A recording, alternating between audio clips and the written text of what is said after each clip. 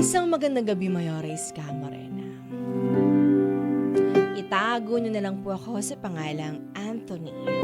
Sabi ko sa girlfriend ko, sa ikawalong taon ng relasyon namin, kapag parehas na kaming financially stable, magpo-propose ako sa kanya. Her name is Eleanor.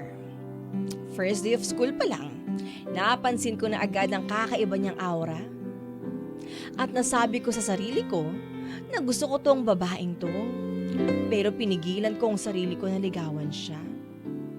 Di katulad ng ibang lalaki na kapag gusto nila ang babae, liligawan nila agad. Mahirap lang kami at yun ang unang pumasok sa aking isipan para di ko siya ligawan. Para sa akin, wala akong karapatan para ligawan siya dahil wala pa akong maipagmamalaki.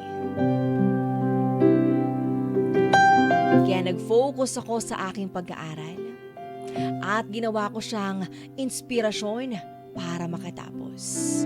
And luckily, yung last semester namin sa college, dahil candidate kami for honors, mas naging close kami. Tulungan kami sa mga bagay na hindi namin maintindihan. And after graduation, natanggap agad ako sa trabaho. At siya naman, nagpapahinga muna. Pinush ko siya na mag-apply sa company na pinapasukan ko. Pumayag naman siya. And after a year, sa kumpanya namin, doon ako nagkaroon ng lakas ng loob na magsabi ng aking nararamdaman.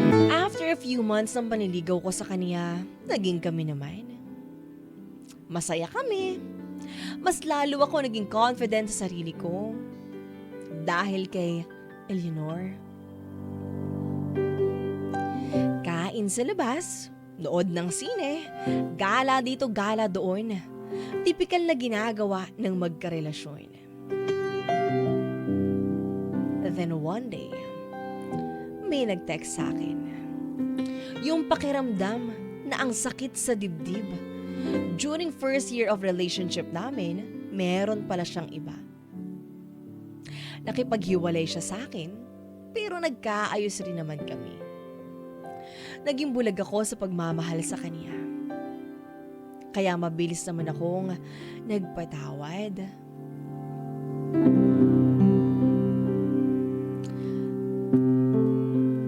At tumagal ang relasyon namin. Naging maayos naman kami. At di na naulit ang panloloko niya. 5 years have passed. Nagsisitabaan na rin kaming dalawa. Nag-e-enjoy talaga kami sa isa't isa. Then one day, she asked me to get her bag sa kotse. May nag-text sa kanya. Siyempre, due to my curiosity, binasa ko yung message. And I was furious to the point na nagwala ako sa opisina namin. Strike 2. Another boyfriend. Umalis ako ng opisina namin at diretso uwi sa bahay. At dahil iisang office lang kami, sinusubukan niya akong kausapin at syempre umiiwas ako. Di ko siya kinakausap. Di ko siya pinapansin. Lumipas ang isang buwan, inabangan niya ako sa parking. Kaya pinagbigyan ko na, pinasakay ko siya sa kotse at nag-usap kami. Hiniwalayan niya yung lalaki at nagkabalikan kami. I warned her na last na niya to. At in case na maulit, I never ko na siyang babalikan. Hindi naging madali sa akin na pagbabalikan namin, Mayora.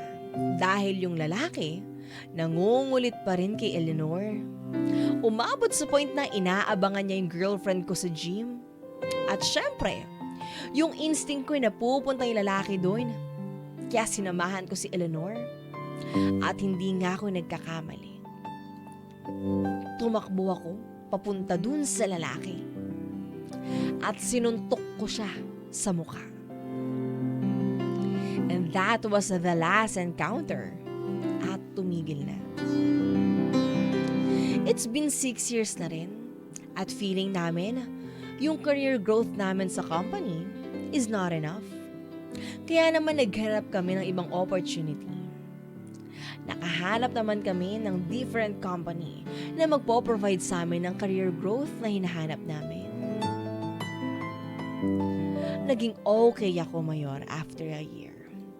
I trusted her again. At napag-uusapan na rin namin yung kasal. Yung bubuo kami ng sarili naming pamilya. And by this time, Mayores Camorena, we are living in the same roof na rin pala. Mag-live-in na kami. Ika-8 taon. This is it! We are both financially stable. It's time na mag-propose na sa kanya. Kaya naman kinontak ko ang mga kaibigan namin para tulungan ako sa plano. Everything is set. Plano kong mag-propose sa kanya on February 14, Valentine's Day, ngayong taon na ito. I invited her na mag-out of town, but she declined. Sabi niya sa akin hindi raw siya papayagan mag-live ng boss niya. So kinausap ko yung boss niya and explained everything, and for some reason, hindi pumayag yung manager niya. I'm so disappointed. Sinong tao ang hindi papayag kapag nalaman niyang may proposal na mangyayari? Pero pinalampas ko na lang. Dahil sa sarili ko, ang isip ko noon, marami pa namang chance na pwede ako mag-propose sa kanya. Kaya lumipas ang buwan ng Pebrero, walang nangyari.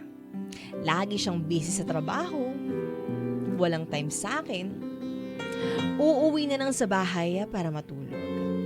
And one day, nagpasundo siya sa akin at sobrang pagod niya. Nakatulog na naman siya pag-uwi.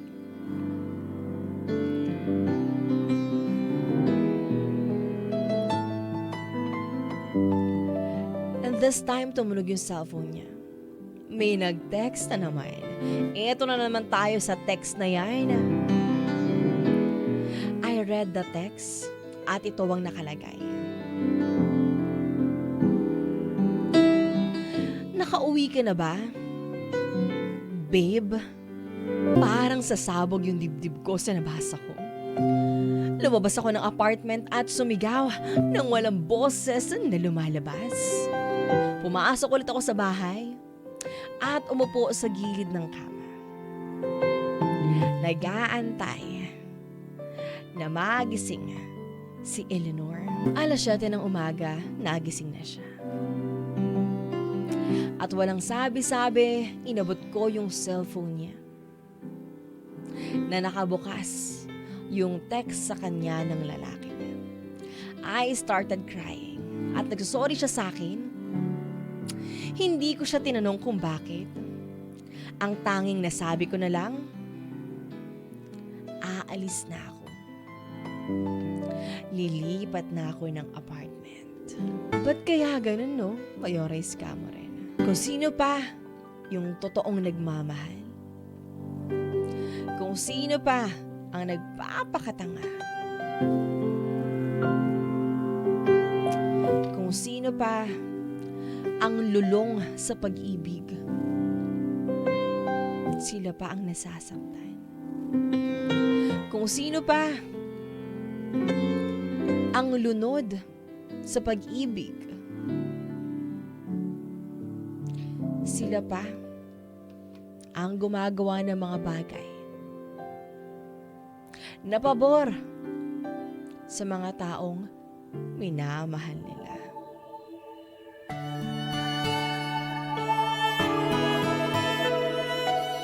Hanggang sa muli, Mayores Camorena. Ako po ito, si Anthony. At ito ang aking Heart Stories.